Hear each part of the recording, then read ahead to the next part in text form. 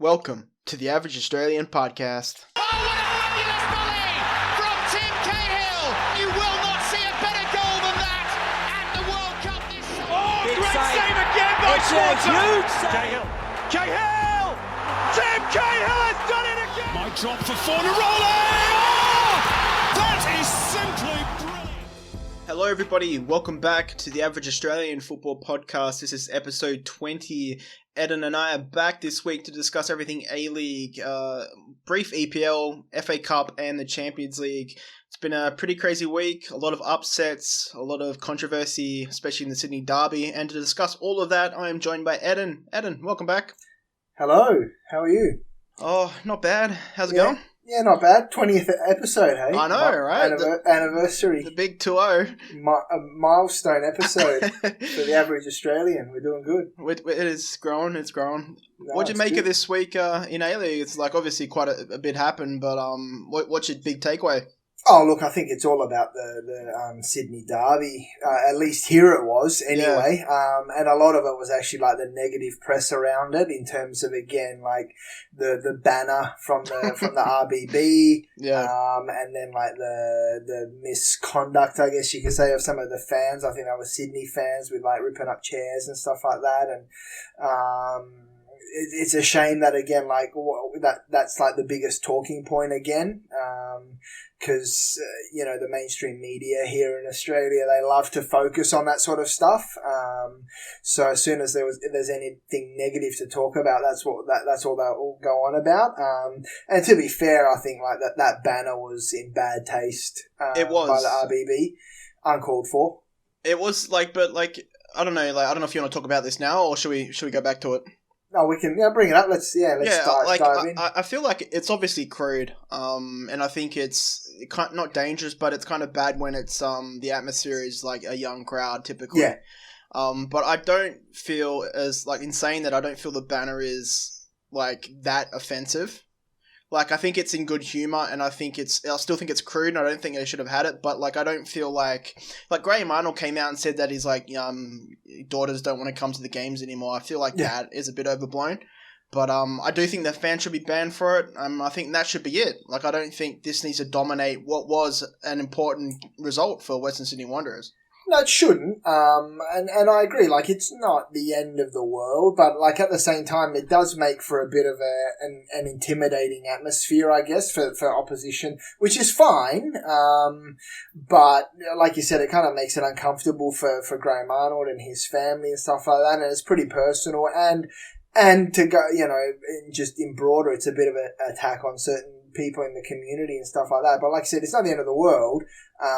But there's just this mentality, especially from the RBB, that they feel aggrieved against the FFA for a lot of things in terms of like the way, people were just banned from stadiums without an appeals process and things like that. And they kind of came out and said that in their press statement, where they kind of like really doubled down on that and kind of attacked the FFA. Are you suggesting the FFA is not well structured? No, but look, I mean, and you know me, I'm the first to have a go at the FFA when it's called for. But what I'm saying here is two wrongs don't make a right. And like, definitely not. No. Great. The FFA's a shambles, and they've made the RBB have some genuine grievances against them.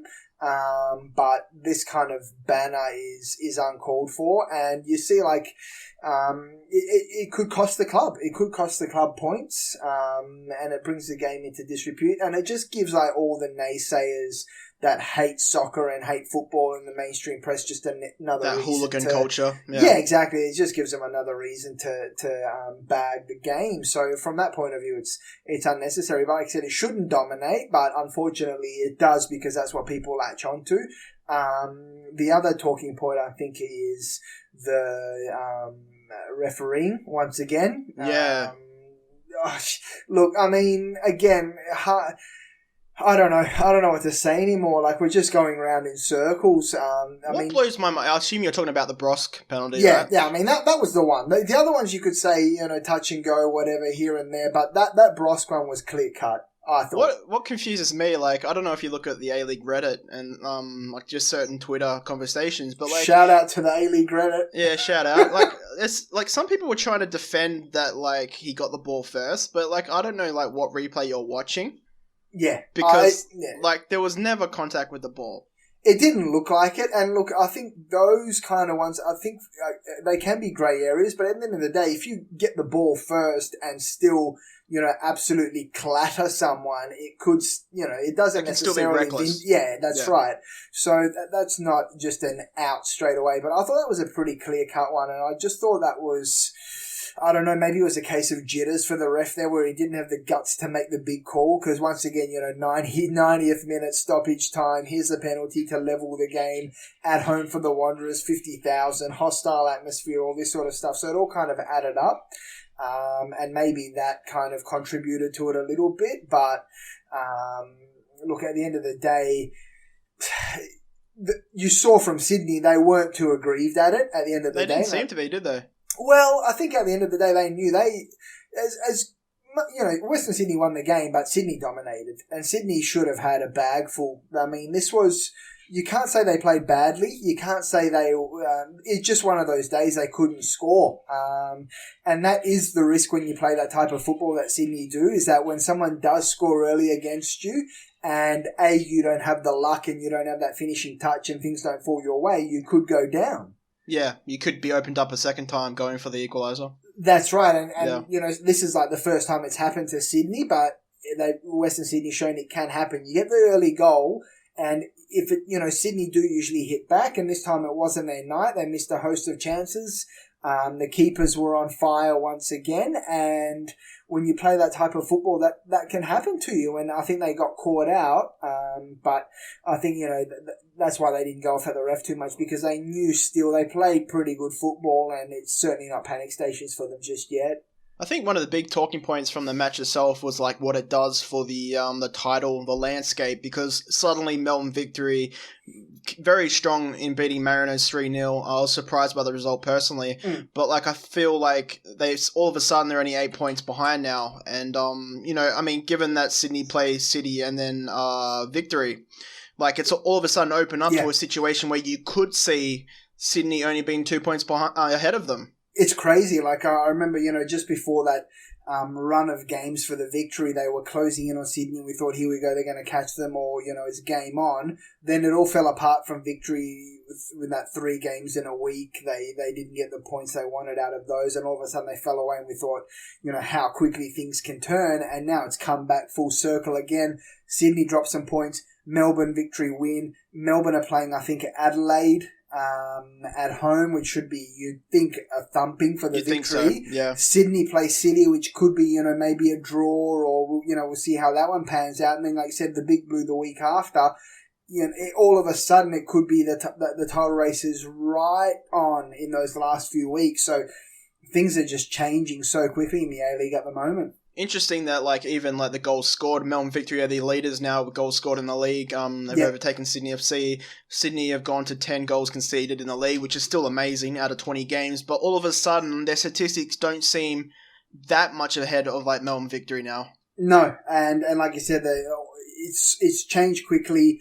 It's not panic stations for Sydney just yet, but it's it's interesting to see what's going to happen here, because I remember a few seasons ago when Brisbane went on that amazing run. I think it was 34 games, and then when they lost, I think it was actually Sydney that knocked them off at the end. All of a sudden, Brisbane lost, I think, 3 in a row.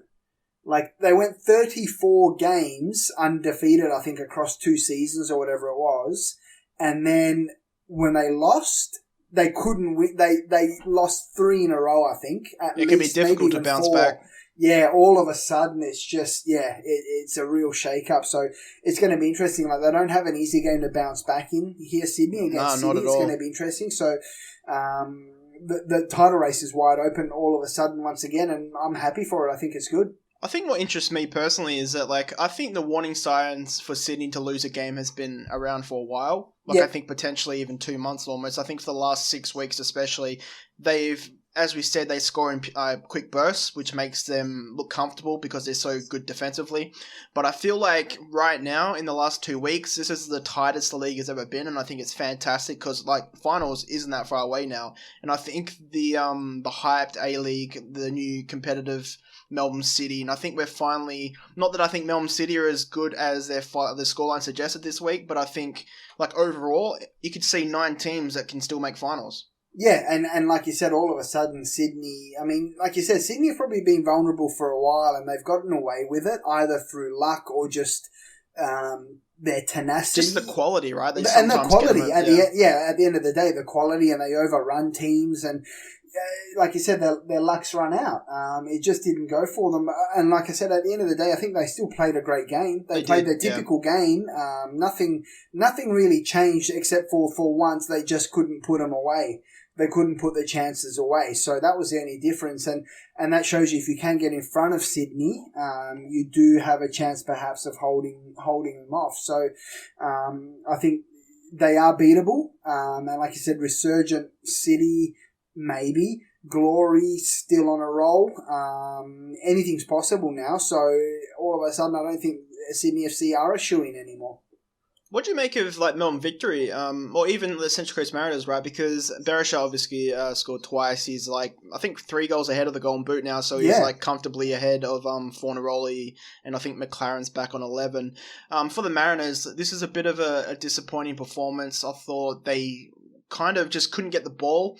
In the first half, they were, I thought, pretty good, but you know, there's a situation where like they'll go forward, have their chance, not have the required quality to finish their chance, and you see Melbourne Victory just counter back and, you know, punish them in the first opportunity.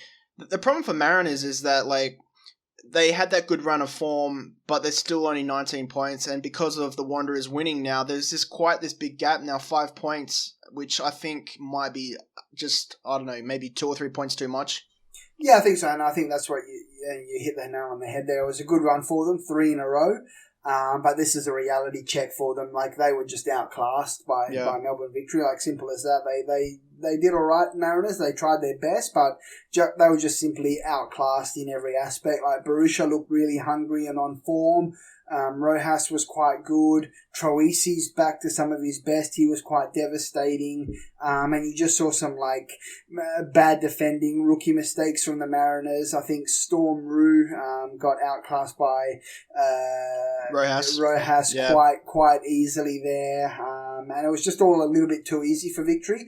And, you know, as good as the Mariners have been and as much fight as they've shown lately, this was a wake-up call for them to show them just how far off the pack they are.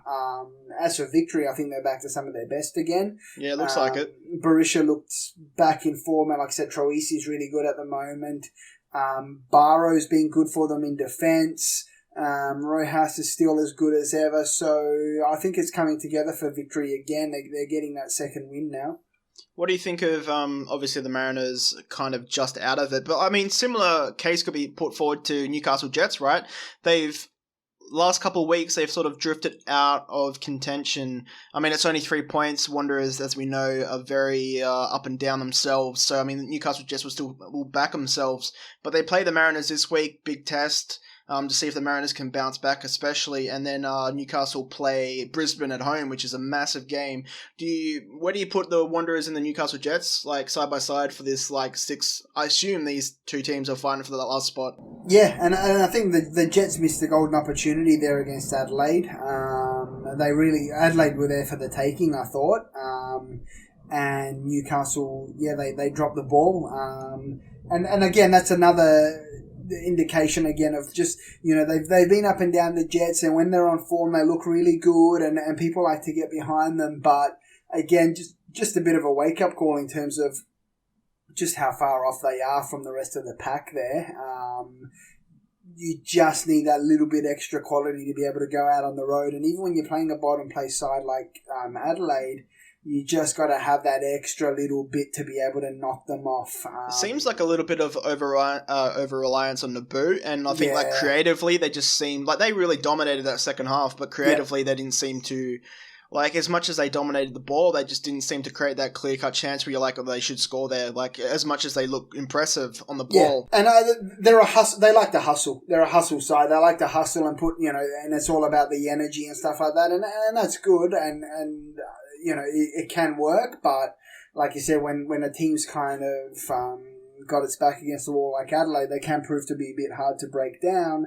Then you need that X factor, and Jets probably aren't there just yet. So, like you said, now the fact that the Wanderers have been accumulating all of those draws, now it's kind of coming back in their favour, because all they need to do is pick up a couple of wins here and there, and it'll just edge them ahead. So, especially with the goal difference, right? Like, it's only 2, but you think the Wanderers, because of their draws, they would probably keep it a more positive number than the Newcastle. Yeah, that's right. So a couple more wins for the Wanderers, and they're probably a shoo-in for that spot. But look, I'd rather see the Jets in there, just because they're a bit more energetic and they give a little bit more. I mean, Wanderers, you saw the Champions League there, they got smashed. I think we predicted it. I mean, fair enough, they played Royal Red Diamonds, but geez, didn't go too well for them at all in the ACL there.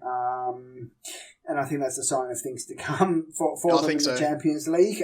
So, look, I'd personally rather see Newcastle Jets in the top 6, but you're right, it might end up being Wanderers at this stage. Do you give credit to Adelaide for knocking off Newcastle? Because, like, as we speak right now, they're behind 2-0 to Gambia Osaka in the Champions League.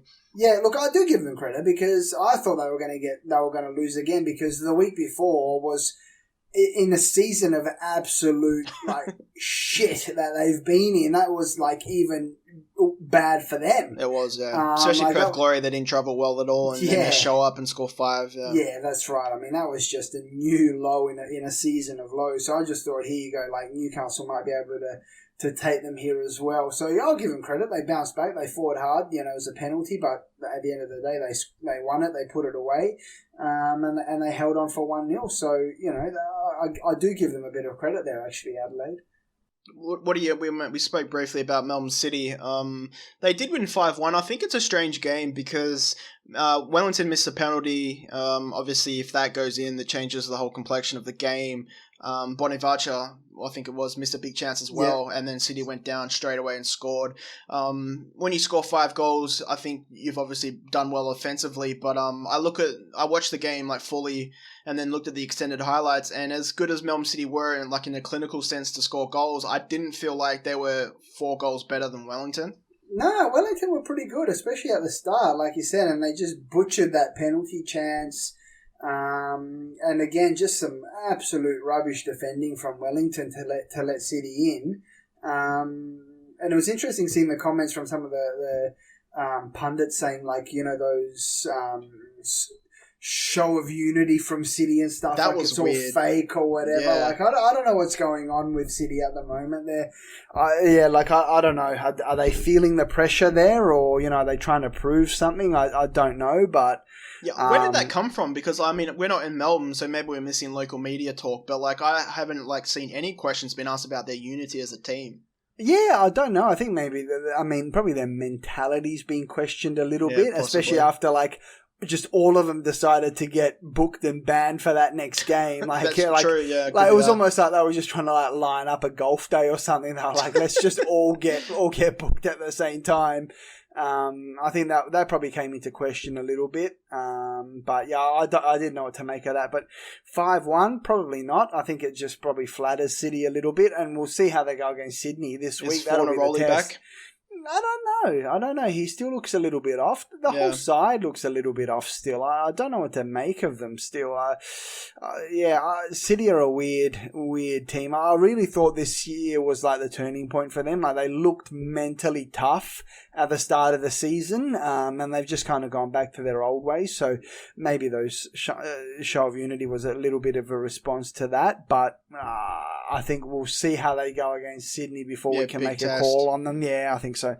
Very important result, obviously, because it keeps Perth Glory away, 2 points behind both Brisbane and Melbourne City. Go the Glory. Yeah, 4 points behind the Wanderers, so they're in this interesting position where like a good run can get them to the top 3, you would think. I think top 2 is gone now, obviously Melbourne Victory winning. I think the top 2 is established at this point.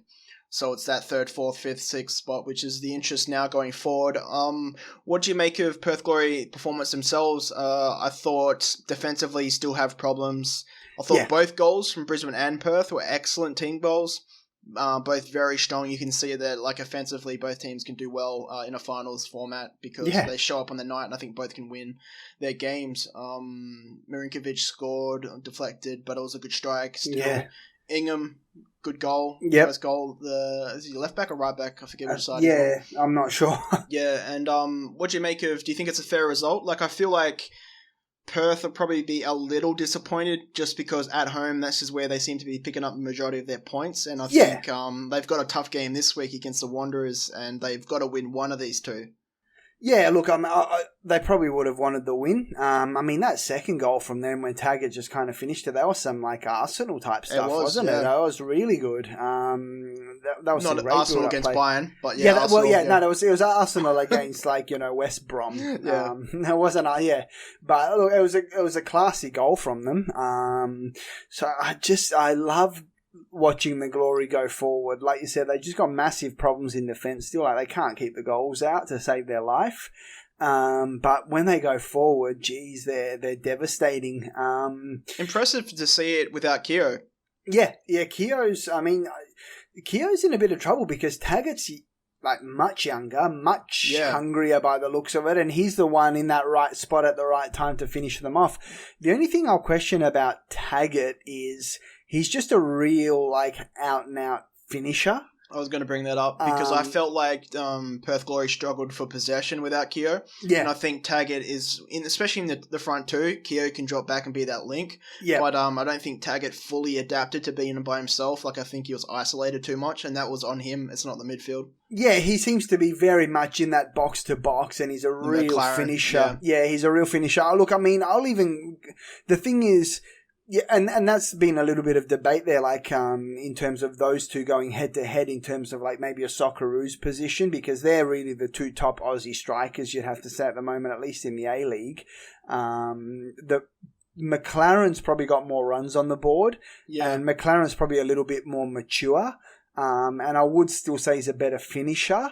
I don't know if the Socceroos could deal with a striker that doesn't get involved in the build-up, because Australia aren't dominating possession typically. Correct, and this is the thing, and I think maybe McLaren's got more chance of kind of creating goals out of nothing or out of the box.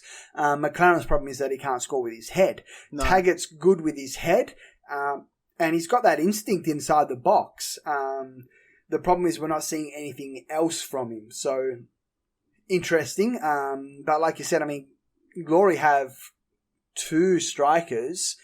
We're not seeing much from Keogh at the moment. That's a challenge for Kenny Lowe, but at the moment it's working so well for them. I really rate the Glory now. I reckon, and I called it a little bit earlier, I reckon they can do some damage. They are just so devastating going forward, and as long as Diego Castro keeps his form, and Taggart can as well, I think they're a red hot chance in the finals. They could they're the kind of team that can knock off a City. They can knock off Sydney. The problem is, Melbourne. Like, can they do that away from home? Like, if they don't get a home final.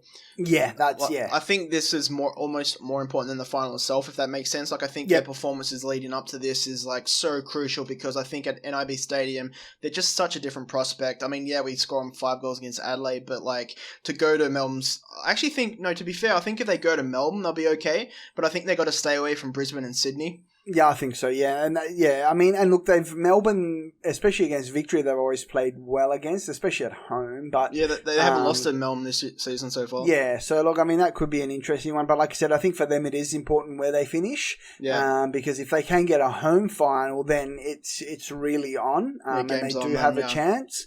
But yeah, I mean, they're just so exciting to watch going forward. I think they've really clicked into another gear now. But yeah, the defence is still just an issue for them. They can't keep goals out to save their life, and that will be a problem in the finals. It is, yeah, definitely. I thought Brisbane were impressive to come to Perth. McLaren, we saw him. I think a better McLaren. His first goal was well taken, even though Rhys Williams kind of let him have that opportunity in a sense. Anything else from that round, like specifically? Obviously, a lot of upsets. Sydney losing, Adelaide winning. Not sure we're going to see that this week coming, to be fair, but Adelaide playing Victory. Do you want to go into the next round? Yeah, let's have a look at the next round. So let's kick off in the big Friday game. Melbourne City, Sydney FC in Melbourne. It's difficult, right? Because as I said, Melbourne City, the scoreline flattered them in a little bit, but I think if you score 5 goals, it does give you confidence, momentum going into this game. Sydney, you mentioned, how do they respond from losing after a long streak of victories? You saw it with Brisbane, you saw it with Arsenal and the Invincibles. They took a while to get going again. Yep. Momentum can take you so far. We see with Leicester now how they're struggling. Do you think they struggle now that they've lost a game, or is it like Bros said, we've only lost the one game, we'll go again? I think judging from their mentality that they should be able to bounce right back. They did lose the derby, but it didn't seem to at least outwardly cut them too deep. They weren't devastated. They didn't rant and rave about the referees. They didn't carry on. They just kind of went, okay, we've lost, next game. And I think they've got their eyes on the bigger prize. So, do you think the crowd drama has a positive or negative effect on them? Oh, look, I think it'll if anything, it'll kind of focus them. Yeah, it'll focus them and rally them behind the coach. So if anything, it'll go in their favour. So I don't think they're going to be rattled by the loss or anything like that. The question is now, where is Melbourne City at, and what are we going to see from them this week? I mean, this is. And don't forget, this is an FFA Cup final rematch as well. Sydney will be Sydney will be thinking, this is potentially finals opponents. How they're going to approach this. It's in Melbourne as well, so... Melbourne City, in the last 6 home games, only lost 1. They've drawn 3, 1, 2, so they are difficult to beat at home. They are difficult, and that's the thing, as I guess, out of form as they have been, or that you could say they have been, they haven't, they've still proven to be tough to beat in most times. So it's interesting. Like, I just don't know, are they genuinely back, or were Wellington just that bad? I think it was a little bit of both. This one's too hard to call almost. I might tip a draw. I think it'll be a draw. I think Sydney will respond in the sense that they're offensively they're going to be a bit more clinical, I think. But I think Melbourne City should back themselves to score 1 or 2. It'll be a high-scoring game. I think it'll be like a 2-2. I'd love to see a shootout here. I hope so. I hope Sydney just release the shackles a little bit now that they've lost. Maybe the loss itself will open them up a bit. I just don't know if they've got a plan B, that's all. I just think it's going to be more of the same again, and I think they're just going to back themselves that plan's going to work more often than not. Sydney aren't that type of side. Melbourne City aren't that type of side, I think. Melbourne City leave themselves quite vulnerable as well. They do. Whereas Wanderers got that goal and then they proved hard to break down. I think if City do get an early goal, they're every chance to concede one from Sydney. So, I'm going to tip a scoring draw in this one as well. I'm with you on that. Yeah, I think it'll be a 2-2. It should be hopefully a good game. Interested to see if the loss does open Sydney up a little bit, because now that there's no fear about losing and breaking that unbeaten record, maybe we'll see a better Sydney if that is possible. Well, this will be the first time this season we've seen them coming back from a loss, so we'll see what their response is like and where their mentality is at. Yeah, a bit of revenge for the FFA Cup, like you said. So, that's right. Good game coming. As for Saturday, the first game, pretty good. Brisbane versus Wellington. It is in Brisbane. I think Brisbane will comfortably beat the Wellington Phoenix here. Yeah, I think so. Look, I just think Wellington, I don't know where they're at anymore at the moment. Like, it's just a bit of a basket case for them. They've got 2 managers. They've got 2 joint managers, but they're interim managers. Like, they've got all these players out of contract, but no one's being re-signed because not even the managers have been signed. They're just all over the shop at the moment, and I fear for them next season. Yeah, I do too, because last season they copped a lot of heat, and there was even talk that FFA were kind of readying to bring in a third Sydney side. in place of Wellington, and then there's this whole like save the Wellington Phoenix movement in the A-League and save stuff the like Wales. that. Yeah, that's right. Yeah. And look, I mean, to be fair, Wellington have contributed a fair bit in previous seasons.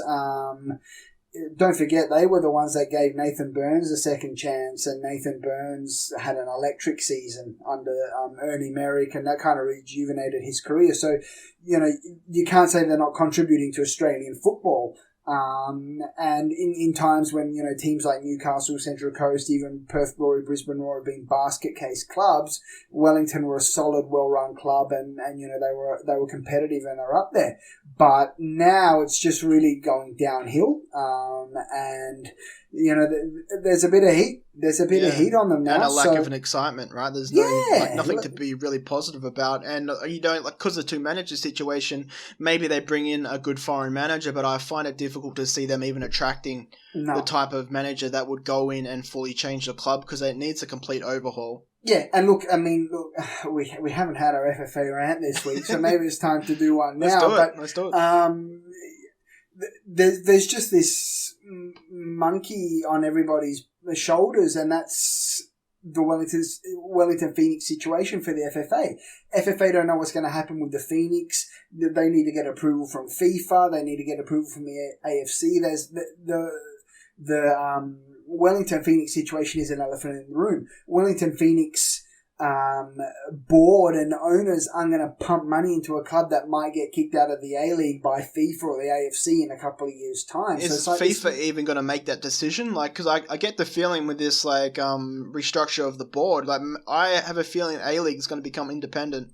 Well, that's true, but at the end of the day, that the AFC has already raised the issue of, you know, you got a club from a different confederation in the league. It's a bit of an issue. And from what I understand, like Wellington Phoenix were given like a 10-year or a 5-year like allowance by FIFA and the AFC to be in the A-League, but that's up for review at some point. And whether the AFC and FIFA extend it or not, you know, that's still to be decided. But it's an elephant in the room. And again, it's just another issue that the FFA need to sort out at some point, because, like I said, Wellington Phoenix owners aren't going to sink millions into a club that's going to get forced out. But at the same time, they can't just keep treading water like this at the moment because it's just, they got poor crowds, they're in a crap stadium, they bring nothing when they come on the road, they don't have a marquee, they don't have like top play, well, they do have some top players, but and you know, they're not performing, they don't have management. Even the manager is like a part of the marketing, right? Like you can't have two managers. That's like, right. It's just, it seems such a shambles. It just screams like we're just kind of, you know, treading coasting, water. Yeah. And so, yeah, the whole thing's just, there's a lack of excitement there. And, you know, who's going to go watch Phoenix play when it's like Sydney versus Phoenix that just doesn't match up with Sydney versus even, you know, Perth Glory or something like that. So it's an elephant in the room, and it's just another issue for the FFA that they need to sort out and you know, finalise it so that everybody knows where they're at and things can go forward. So you do bring up a good point, right? Because like even against, you say Wellington versus Sydney, but like if you had to pick one team you'd want to see Wellington play, like I can't even name one. No. Like I'd love to see the Mariners versus like the Wanderers or the Jets. Yeah. And like there's a few teams you can say that about for each team, but like for the Wellington, like it's just they don't have like a natural rivalry really. I mean, they got the distance derby and all that sort of thing, but like even like I feel like a second New Zealand team needs to come in to give that the locality, right, for the rivalry. Yeah. But like obviously if there's concerns about New Zealand teams being in the league, then we're stuck in this situation where nothing changes. And as you said, Wellington should not be putting money into their club if they haven't got reassurances they're going to be there. That's right. Yeah. So look, it's a thorny issue for everybody, but it's why we're seeing the Wellington Phoenix that we're seeing, and then it's almost like you're getting a dud game every round. So something needs to be done. But going back to the game, Brisbane Roar, I think, easy win for them. Or at least they should win this comfortably, I think. They're impressive at the moment. You know, they went and beat Chinese opposition in the Champions League. They backed it up in the A-League. They're looking really strong at the moment. Everybody's in form. McLaren's situation seems to be resolved. I'm liking the look of Brisbane Roar at this stage. I think it was interesting to see the type of performance they're capable of against Perth without the distractions of the Asians Champions League. I think we might see a bit of variance in their performances with the midweek game, but That's tough. It is, yeah, and it's difficult on the teams that have to play them, right? Because like you're versing a much stronger Brisbane. That's right. Yeah, but I expect Brisbane to smash Wellington. Brisbane aren't a team that score 4 or 5 goals typically in a game, so by smashed I mean probably a comfortable 2-0, 3-0. Yeah, agreed. Speaking of smashing, Victory up against Adelaide. I thought Adelaide, the win for them would help them momentum-wise, but we're seeing in the Champions League they're not doing much in the Asian Champions League, so I don't expect them to provide much of a challenge, if any, for Melbourne Victory. Melbourne Victory, because of Sydney's result, this game becomes hugely important, and I don't expect them to screw it up. No, I don't think. I mean, this used to be, and it still is. I mean, this is a marquee game in the A-League. There's no love lost between these two sides. This is an absolute grudge match. So it's sad to see Adelaide on the bottom of the ladder. In an ACL update, they are now 3-0 down to Gamba Osaka. 2 first half goals and a Dylan McGowan own goal in the 81st minute. So they're in a bit of strife there against Gamba Osaka, but that's to be expected. Gamba Osaka top Japanese side. I think Victory should comfortably get over Adelaide United as well. You know, it's a big game, it's a grudge game, but there's just no heart or passion from Adelaide in this one, and I think Melbourne have just got too much riding on it at the moment to slip up against Adelaide in this one, and I can't see how they would anyway. They're in good form. And the fans will still want them to get one over on Adelaide, and there's nothing better than smashing a rival when they're down as well. So I think the Melbourne Victory will be fired up, and I think a big win for Victory in this one. Do you expect, like obviously with the Wanderers as well coming up a game against Perth, Adelaide United have to deal with the midweek game for the first time. It'd be interesting to see how both teams go with their legs, because we saw Brisbane run out of legs against who did they play? They played was it City? I think that's right. The game after, yeah. So I mean, Victory have a chance to really put pressure on Sydney from a goal difference perspective, because if Victory win, Sydney draw, they go into that game, and if any win to Victory over Sydney, they're only 3 points behind, which makes things very interesting. Yeah, and that's why I think this will be a huge game, and I think very, very tough for Adelaide. Like you said, they're coming off a midweek game. Melbourne Victory are A, red hot, and B, they've got a lot to play for. Exactly, yeah. And then, like you said, Adelaide running out of legs in the second half, it could get ugly. So I think easy win for Victory in this one. What do you make of the Wanderers' chance against Perth? Have to travel, but they have the day extra rest. It's difficult, right? Because Perth Glory at home much stronger than away. The Wanderers after their bash into Sydney. I guess there'll be a few fans light when they travel across to Perth this week. Yeah. What do you think of their chances? Do you think they have a good shot against Glory? I don't know. Like I'm really excited to watch this game. I think the Glory games now are really exciting games. They're getting some good crowds at home. They're playing attractive football going forward. And like I said, I mean, Castro is just a pleasure to watch. He is, Taggart's on song. Marinkovic is always a chance for a screamer as well. I'm not sure if Kira's back. I'm not 100%. I don't know. But I don't think they're even going to miss him. I think this will be a tough assignment for the Wanderers to come to the Glory, and this will be the test for the Glory now. They're building momentum, but just every now and then when it looks like they're on a bit of a roll, they'll slip up. Yeah, there's a wobble, So this is the test, and this is a big game for them, because this is another one of those kind of 6-pointers. Wanderers beat the Glory, all of a sudden they're just a point behind the Glory. So there's a lot to play for. Let's see what the mentality of the Glory is like, but I'm going to back them. Just off the back of Castro and Taggart, really. I mean, that's a devastating combo at this stage. So I'm going to back the Glory for a win in this one. Yeah, I think Glory will win, and I think it'll secure their finals position for this season. So, I mean, it's a credit to them that they've bounced back. Yeah. And even though Rhys Williams had a few problems against Brisbane, he's been influential in just securing their structure, at least from an attacking sense. Even though defensively there's still problems, I think they're better from an attacking point, even from the back. So, yeah, it's been good for them. As for the Wanderers, difficult, right? Because if they lose Newcastle, as we were about to say, they played the Central Coast Mariners. Newcastle could leapfrog over them once again. Yeah. Do you think Newcastle will beat the Mariners? Mariners obviously need to bounce back if they have any hope of finals.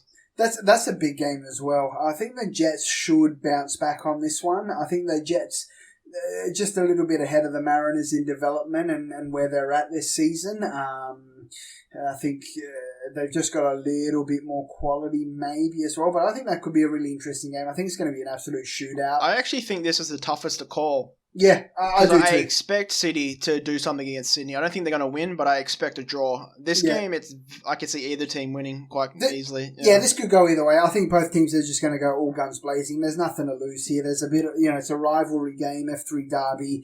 I think both teams are just going to absolutely go for it. Jets have to if they want to make the finals. Central Coast, well, they got nothing to lose, and they've been playing quite well recently. Both teams have good pace. Both teams like to attack. Probably lacking a little bit of quality, but I think we're just going to see an all-out attack, hopefully, from both sides. If, like I said, it all comes down to Naboot, really, for the Jets. If he's on form, then they're going to do well. For the Mariners. Well, that's right. And if they can feed O'Donovan, he's a class act as well. So there's goal-scoring threats on both sides, probably a bit of a wobbly defence on both sides as well. I'll give it to the Jets but like you said, could go either way, really. Yeah, I think it'll be a scored draw, and I think which helps neither side. But yeah, I expect them to share the points. Yep. I think that'll do it for the A-League this week. It's obviously a more short podcast segment because there's no FFA to abuse, and there's not much that's happening with the Midweek Asians Cup. There's quite a few less stories around, I guess. Yeah, anything you want to say? before we move across. I think there's the FFA stuff. It's kind of moving along, but there's really not much to go on this week. So I think we'll give the FFA a free pass this week and just double down on them next week. I don't feel like there's much point talking about the banner situation too much because I think it's blown up and the punishment's been handed out. So let's all move on and get along again. Yep, that's right. Especially you guys over in Sydney. You're a bit of an aggressive bunch. That's right. And also, just in breaking news, I think the game over in the ACL. 3-0? Looks like 3-0 to Gamba Osaka. So, bad news for Adelaide there. Not unexpected, though. No, I don't think so. I think they got off probably pretty lightly. Wanderers got punished even more. They did, yeah. I think Brisbane are going to be the one to watch this the great Australian season. Hope. Yeah, I think so. They're looking like they could get out of their group, at least on early signs. The positive for them is I think their finals place is secure, so they can focus almost all their attention on this until finals. That's right. Yeah. Should be good. We're going to talk about the EPL quickly. There was no games because of the FA Cup and the Champions League. There is games on this weekend, but it is a short round due to the FA Cup draw. Yep. And a lot of the big teams missed each other. So we'll talk about the FA Cup the quarterfinals. The quarterfinal draw in a minute. But as for the EPL, not too many games on. I think the big one is probably Leicester versus Liverpool. Just purely from a relegation point of view. Leicester at home, not been great. Not been great. Full stop. Do you think they'll do anything against Liverpool? It's a big ask, but I mean, at this point, if they're not going to start winning games, they're getting relegated. Yeah, they're in a bit of trouble now. And Liverpool, again, they're just one of these sides that just... Very up and down. Up and down, but geez, when they're good, they're good. I mean, when they're good, they're red hot. But when they're not, it's kind of question marks all over the place. Leicester, look, and if they're going to do it, it's against a team like Liverpool that is kind of gung-ho. Open, I think so. And vulnerable like that, so they do have a chance. Whether they can pull it off or not, I don't know. But like I said, if they go down here, then it's real alarm bells for them, I think. But how can we get an Arsenal update from our Arsenal correspondent? How are things looking over there, mate? Well, unfortunately, it's not time for the Champions League, so we're going to pretend that hasn't happened. But what about the rousing FA Cup victory? Against Sutton.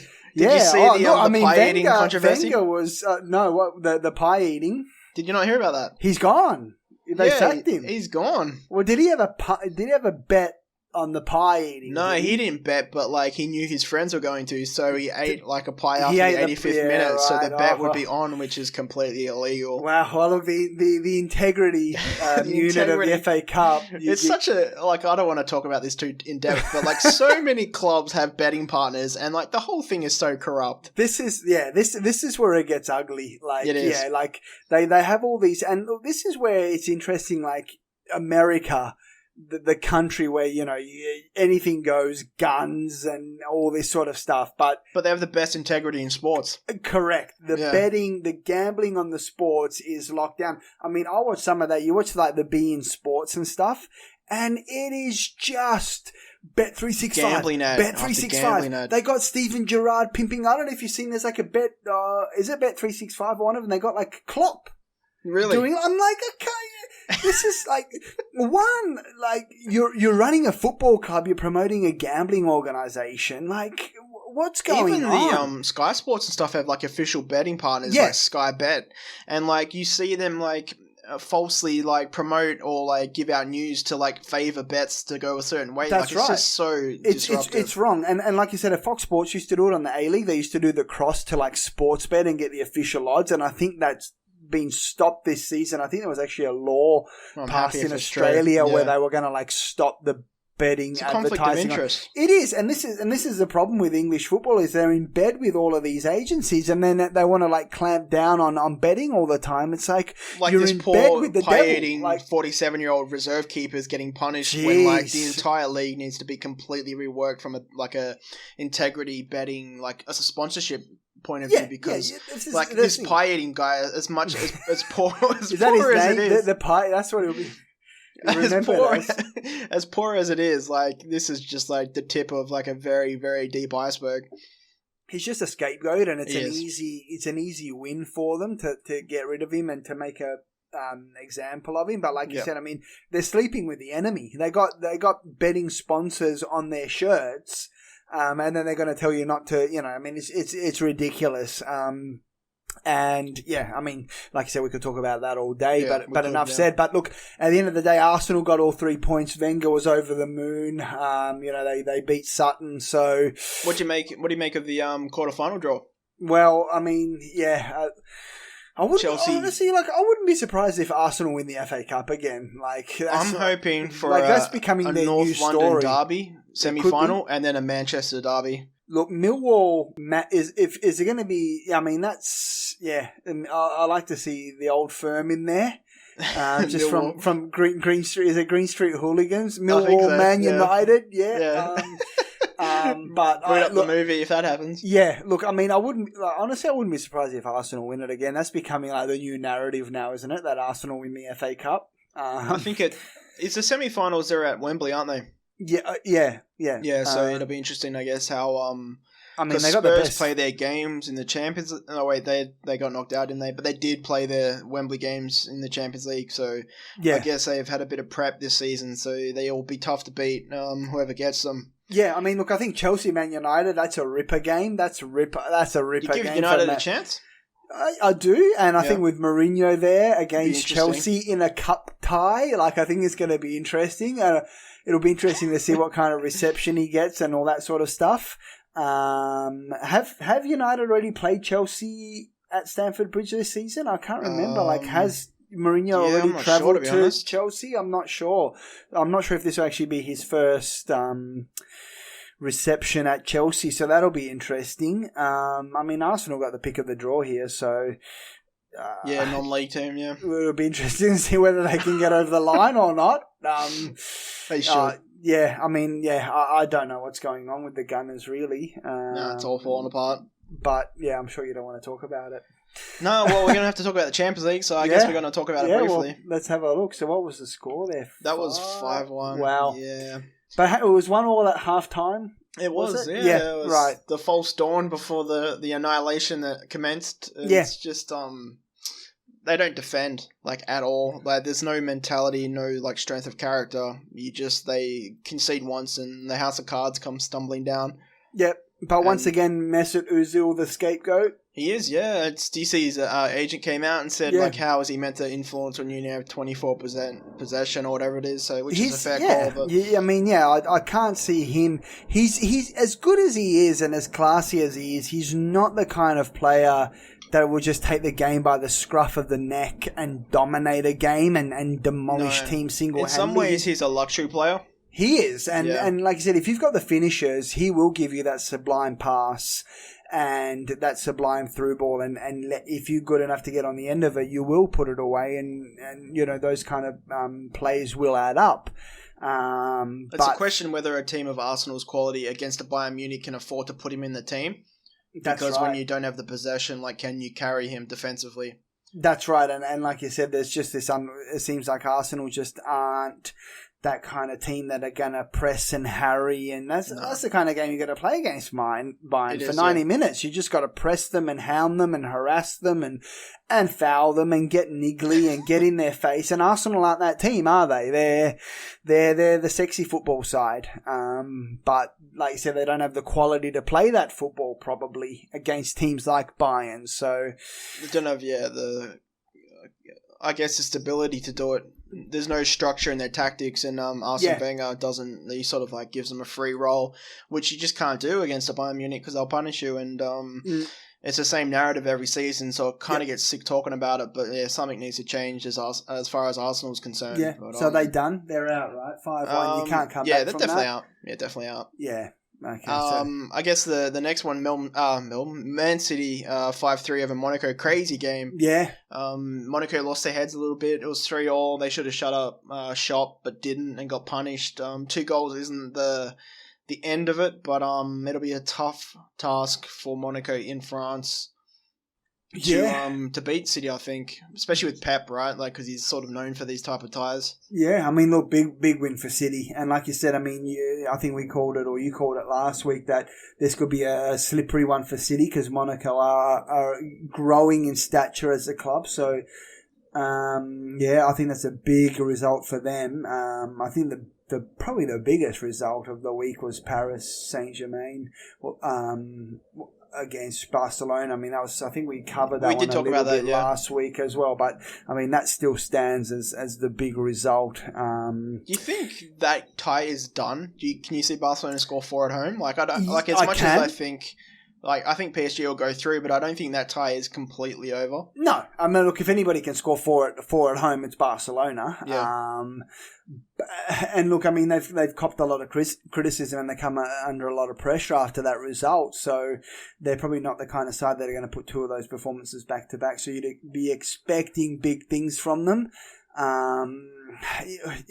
4 goals is a lot though. It is. And Paris Saint-Germain aren't that bad to. They score once and Barcelona have to score 6 or something. That's right. So I mean that's a big one.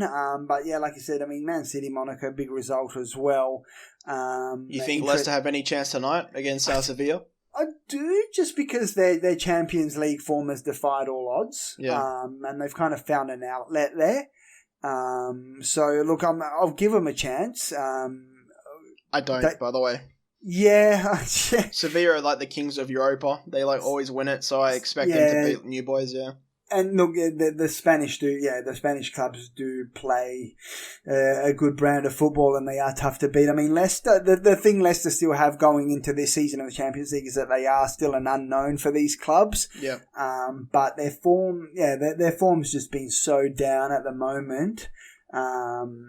And like I said, you just don't know what you're going to get. Is it that they're going to just sort of break the shackles and say, look, we're probably out of the Champions League anyway, let's just go for it, and maybe we'll see some good football from them. I don't know. Like I said, Sevilla, tough side, but I'll give Leicester a chance.